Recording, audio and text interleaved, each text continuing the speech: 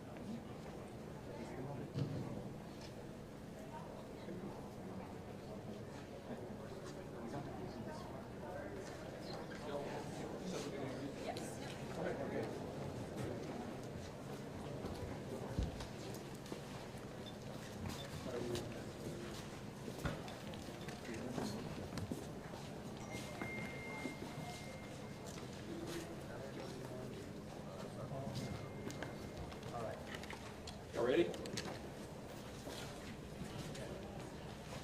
Okay, this will be our July 7th, 10 a.m. Briefing. Search and rescue operations are ongoing throughout Kirk County.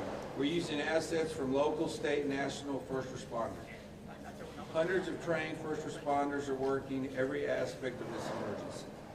As of 8:30 this morning, we recovered 75 deceased bodies here in Kirk County, including 48 adults and 27 children. Of this 48 adults and 27 children, 15 adults and 9 children are pending identification. At present, there are 10 campers from Camp Mystic unaccounted for and 1 counselor. We continue to offer our condolences to those affected. Reuniting the families remain our top priority here on this operation. Please note that Highway 39 of an Old Ingram Loop remains closed to the public. Other than those who live in that area would not be allowed out there. I will now turn it over to Senator Cruz. City Manager Dalton Rice. Good morning, Dalton Rice, the city manager for the city of Kerrville. As everybody knows, we are working in conjunction with the city under a unified command response, and again, a lot of devastation. Our hearts go out to the families and the victims. We want to continue to work together as a community. We love the media support on this to be able to communicate that message, communicate family, communicate togetherness, and we really appreciate all the support in helping us be able to do that.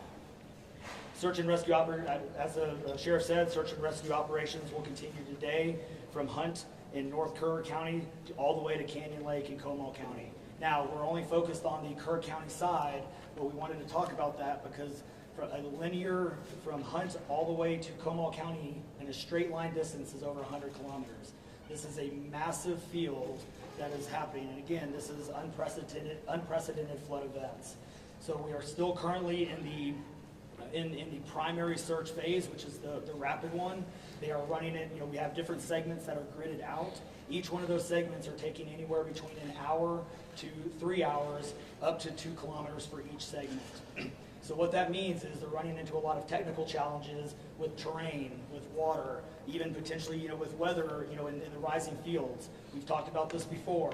Volunteers stay out of the way because if we start getting weather reports and all, and all the other complications that are out there, we then have to pull off of those search and rescue missions to be able to communicate to those volunteers to get off, to make sure that they don't become victims themselves. Those operations involve 19 different local and state agencies, in addition to conducting primary and secondary searches. They will be conducting welfare checks on areas in North Kerr County impacted by power outages. And when we say search and rescue operations, that is boat, walking, on the ground, dogs, drones. Again, keep personal drones out of the air. Helicopters. We do have other assets that are continuing to search as well. As of present, KPUB, which is the Kerrville Public Utility Board, is reporting continued power outages between Hunt and Ingram along the South Fork of the Guadalupe River in Hunt. In the South Fork area, there are approximately 40 down power lines and significant infrastructure damage. KPUB has brought in additional utility personnel to help with restoration, but it's not possible at this time when the power is going to be restored. There are some substations along with those power lines that we are still trying to get access to just from debris buildup or them being completely wiped out. So we do not have an estimated timeline when those are going to be fixed.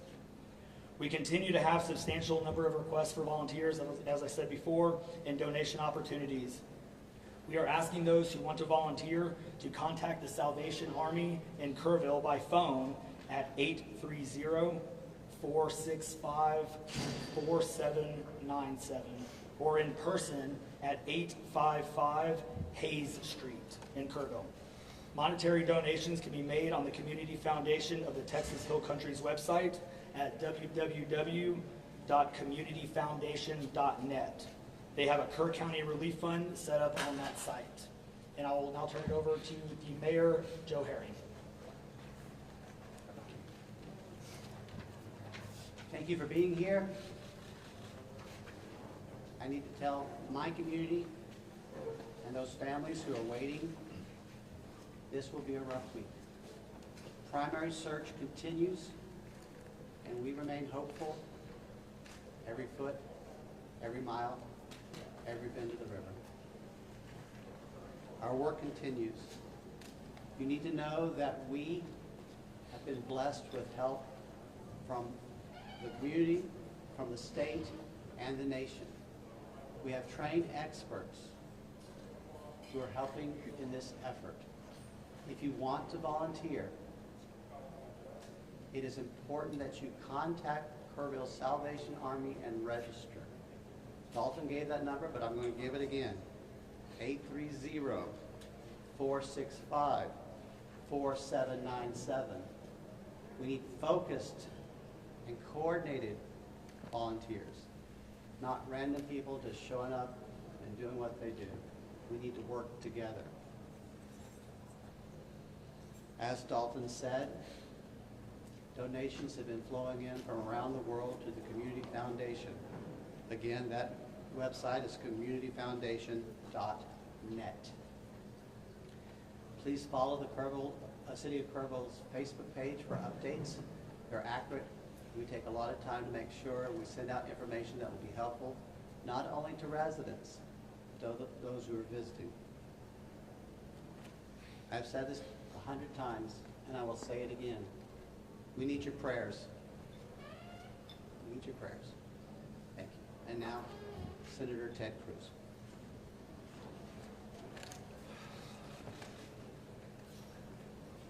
Texas is grieving right now. The pain, the shock of what has transpired these last few days has broken the heart of our state. As of yesterday, the confirmed death toll was 82, and those numbers are continuing to go up. The children, the little girls who were lost in Camp Mystic. It's every parent's nightmare. Every mom and dad. Last week, we were picking up our daughter from camp here in Hunt. Our girls have gone to camp here for a decade. The Hill Country is an incredible part of Texas, part of the country. The natural beauty here is incredible. The camps that have raised generations of little girls and little boys and instilled character and love and faith are extraordinary institutions. And I'll tell you, the pain in our state, and it's every part of the state. You've got Texans from all over the state who were here celebrating the 4th of July. A week ago, this was a time of great celebration. You're dropping your little girl off at camp, your little boy off at camp. You're celebrating Independence Day. You know that your child is going to be swimming, canoes, and horseback riding, and doing archery, and making lifetime friends. And then suddenly it turns to tragedy. For the last several days, I've spoken to multiple parents, scared out of their mind. Do you know anything? Where is my daughter? There's still 10 girls and 1 counselor from Camp Mystic that are unaccounted for. And the pain and agony of not knowing your child's whereabouts, it's the worst thing imagined. But I want to say, in the face of all of this, it is simultaneously inspiring. Every time there's a tragedy, every time there's a natural disaster in Texas, Texans come together. Texas is a big state. We've got 31 million people, and we have hurricanes, we have tornadoes, we have wildfires. Tragedies hit this state, natural disasters hit this state, and without fail, 100 out of 100 times when that happens, we see Texans coming together, helping each other, engaging in acts of heroism. There have been over 850 high water rescues since this flooding began. 850. You look at extraordinary stories of Eagle Scouts pulling campers out of harm's way. I was just hearing a story of one counselor whose head was right at the water holding up 2 mattresses with campers on those mattresses. That kind of courage, that kind of selflessness. And then there are the first responders. The local first responders, I want to thank every one of the first responders at the local level, at the city level, at the county level, at the state level, at the federal level. In the first few hours of this flood, I was on the phone with Governor Abbott. I was on the phone with Lieutenant Governor Dan Patrick. I was on the phone with Nim Kidd, the head of the Texas Department of Emergency Management. And then I called President Trump. I called President Trump. He was having dinner at the time. It was still early in what was transpiring. And I wanted him to know, I said, Mr. President, everything we're hearing right now, this appears to be bad, really bad. There may be a very significant loss of life unfolding right now in Texas. And I will tell you, the President said, Ted, anything Texas needs, the answer is yes. Whatever assets you need, whatever resources you need, yes, let us know, and we will provide everything. Within hours, we had helicopters, over a dozen helicopters in the air. National Guard, DPS, game wardens, Coast Guard, doing search and rescue, reaching down. We've all seen the videos of little girls being pulled up, hoisted out of harm's way. Incredible courage and heroism. Search and rescue is the first stage, but the process of coming together and rebuilding is going to take longer. And I will say to all the grieving families, to all of those who've gotten the worst news imaginable, that your little girl, she's gone. I will say for many of us, those are friends and neighbors who've lost children. Got multiple kids who go to school with my girls.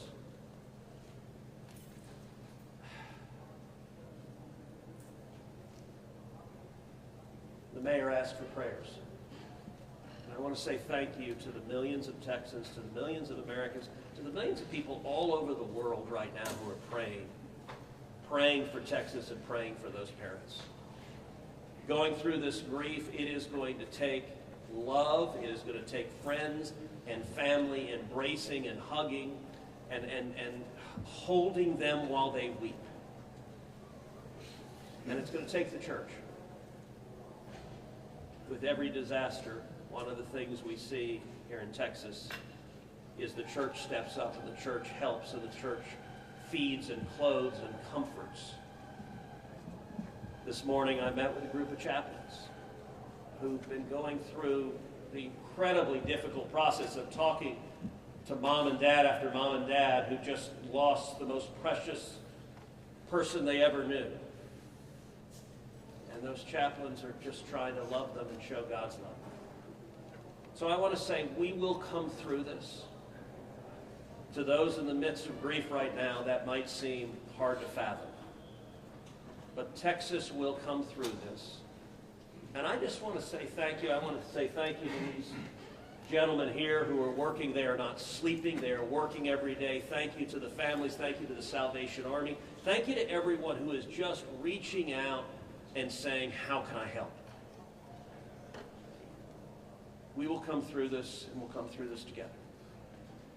Thank you. And now we'll take questions. Senator, you talked about how you know kids here, how you've taken your own kids to camp. Was it ever communicated to you that there was a need, that it was a priority to have a warning system so people had a chance to escape something like this? Well, listen, I think anytime you're dealing with major rivers, there's a risk of flooding, and there's always been a risk of flooding, particularly on the Guadalupe River. I will say, in the wake of every tragedy, there are things that are predictable. One of the things that's predictable is that you see some people engaging in, I think, partisan games and trying to blame their political opponents for a natural disaster. And you see that with a hurricane, with a tornado, with a wildfire, with this flooding, where people immediately say, well, the hurricane is Donald Trump's fault.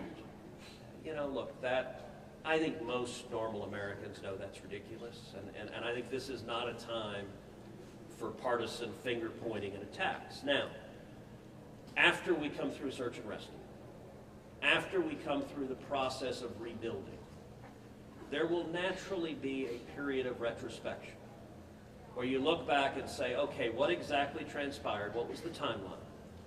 And what could have been done differently to prevent this loss of life? And that's a natural process. I think it should not happen in a bitter and partisan sense, but it should happen in a reasonable sense of saying, what lessons can we learn? And I will give an example.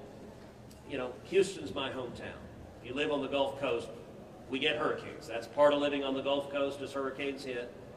And I do think Texas as a whole has learned over time how to deal more effectively with hurricanes. And so you look here, we know the National Weather Service put out an emergency warning just after 1 a.m. and a second emergency warning just after 4 a.m. Now, obviously, most people at 1 a.m. and 4 a.m. are asleep. And so I think we will have a reasonable conversation about, A, are there any ways to have earlier detection? And some of that, the limits of a flash flood, they're very difficult because they can arise so quickly. But everyone would agree in hindsight, if we could go back and do it again, we would evacuate particularly those in the most vulnerable areas, the young children in the cabins closest to the water. We would remove them and get them to higher ground if we could go back and do it again. Obviously, everyone would. The people in RVs by the river's edge. We know in disasters like this, RVs and mobile homes are particularly susceptible, whether a flood or a hurricane or a tornado, they're particularly susceptible to that. And so my hope is, in time, we will learn some lessons to implement to next time, and there will be another flood, there will be another disaster. But next time there's a flood, I hope we have in place processes to remove especially the most vulnerable from harm's way. But I think that's going to be a process that will take a careful examination of what happened and how can we implement processes better in the future to prevent this same loss of life. Senator, there were claims that the National Weather Service sent that first flash flood warning that should have alerted phones at 1:14 in the morning. But we have a federal public database maintained by PBS Warn, that says the first emergency alert wirelessly here in this area to Kirk County was not until after 9 a.m. That was more than 4 hours after the severe flooding had come to this area. Did you know that? Have you seen that? And what's your response, knowing the state and cuts to NWS in recent months by this administration?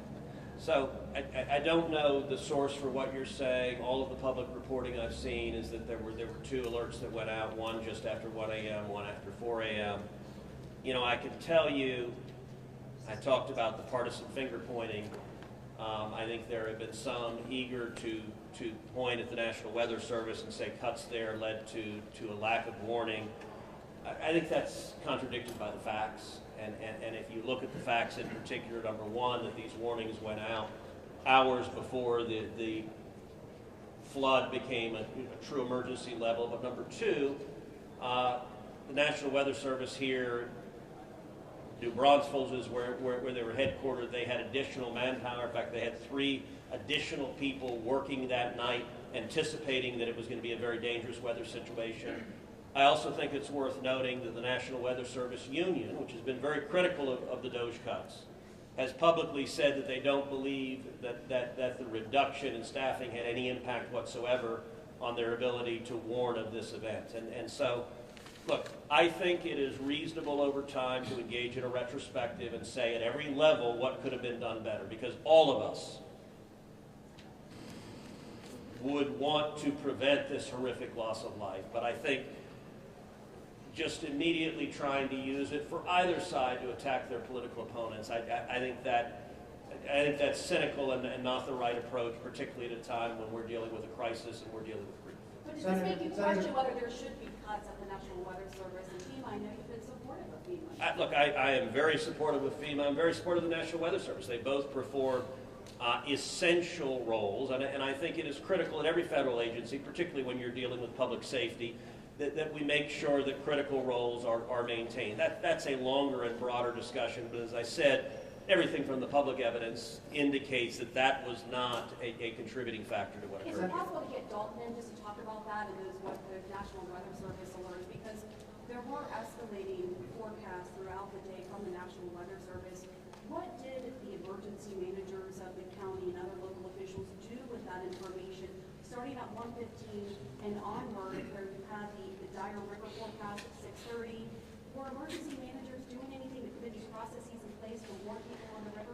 So overall, we were preparing for the July 4th, weekend. So we had National EMR on site. We were, basically stood up kind of an incident command post, if you will, to prepare for that event. So most everybody was kind of up, looking at weather. We looked at the weather before. When you looked at the National Weather Service, flood map, it spanned all the way from the west side of Texas, with Kirk County kind of being in that upper northeast corner of it. And so everybody, including the National Weather Service, was looking at where's the rain going to hit. We know it's somewhere in here, but with rain, especially when you're dealing with terrain, you got to figure out. Sometimes you don't know until it falls. So once it starts falling, then you got to figure out, okay, how's the watershed going to do this? How's the science going to work? And when you have that north and south fork that we had talked about before, it all converged into one. We do know that a lot of the camps were looking at this just as much as everybody was. With the rainfall percentages, even the National Weather Service had looked at, and don't quote me on the numbers, but it was anywhere between 1 to 7 inches. We got significantly over that. And again, when it goes into very congregated areas and how that watershed shifts into the rivers, that impacts things. And so the camps, obviously, we've heard stories where campers were getting up. They were up at 3:30 in the morning. They were trying to move to higher ground. And the other interesting part of the terrain, and we've talked to UGRA folks as well, this is the headwaters of the Guadalupe. This is the beginning. This is where everything forms when it comes into the North and South Fork. And so as those things develop, it develops very rapidly, very quickly, and this rose very quickly in a very short amount of time. And so those campers that were able to do that, it worked. There's been the other question, I'll just give this one out.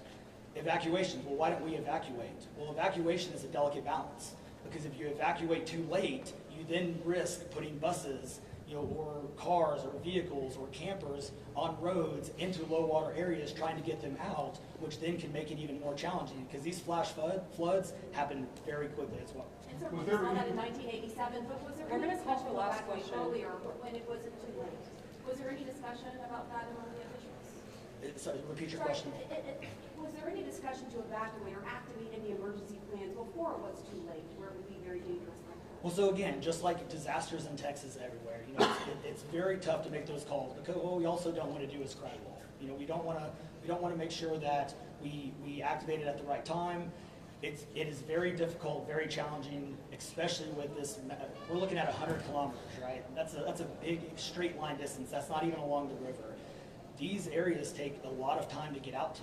So even when first responders were on the ground at 3:30 in the morning, and we had reports, we had first responders that were getting swept away, actually responding to the first areas of rainfall.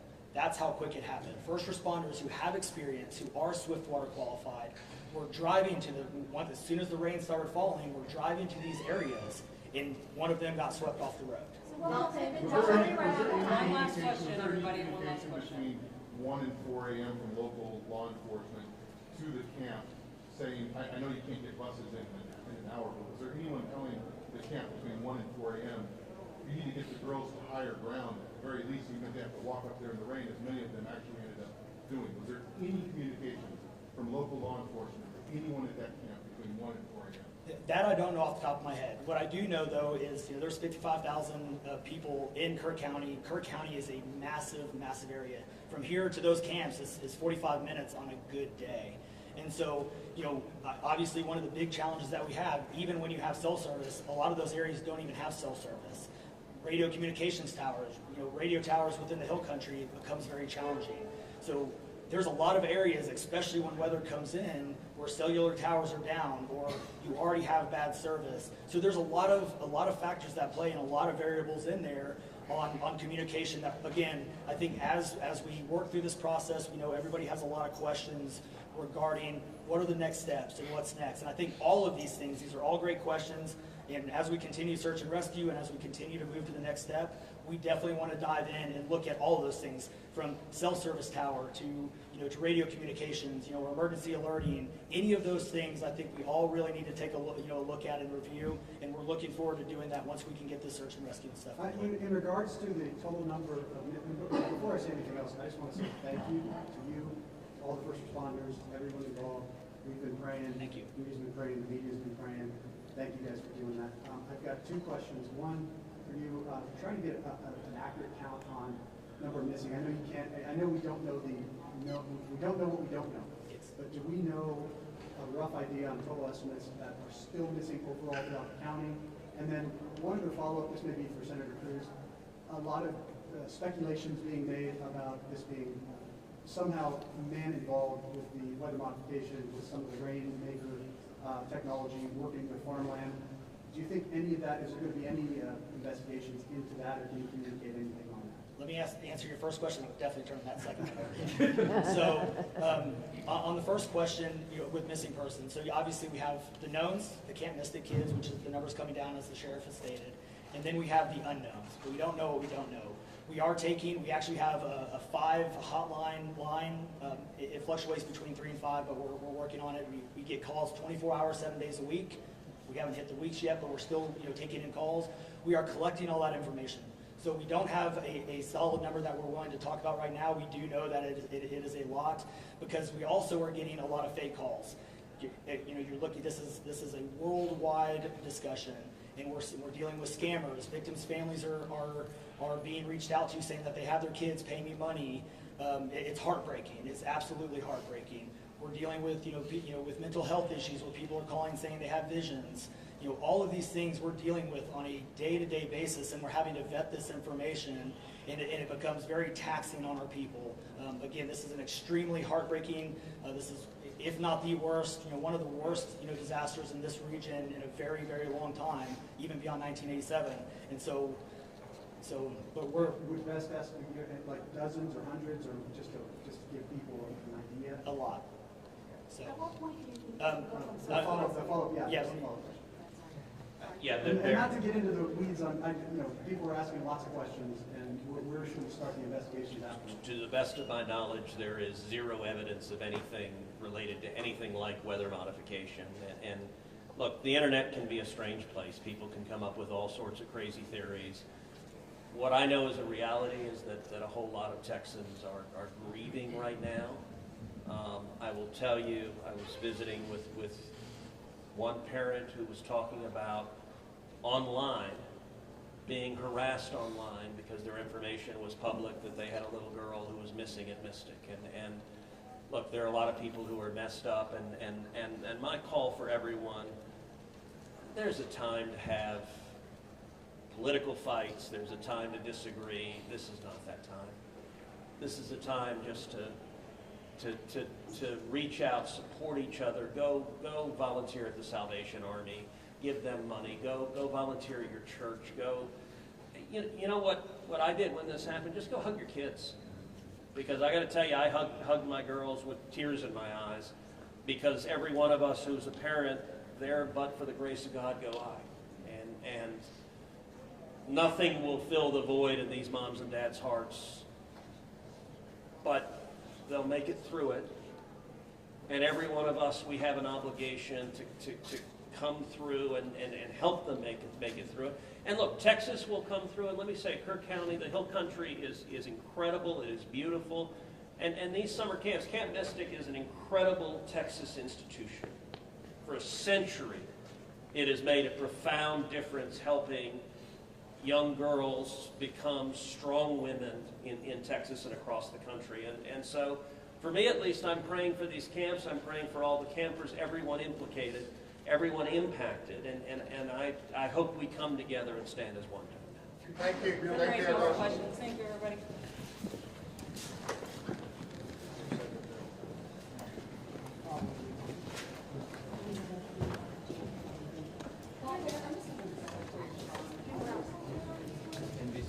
Hey, good morning, folks. If you were not here earlier, I put out some housekeeping notes. I want to repeat that. A couple of important things to note. Temporary flight restriction is still in effect. Flying drones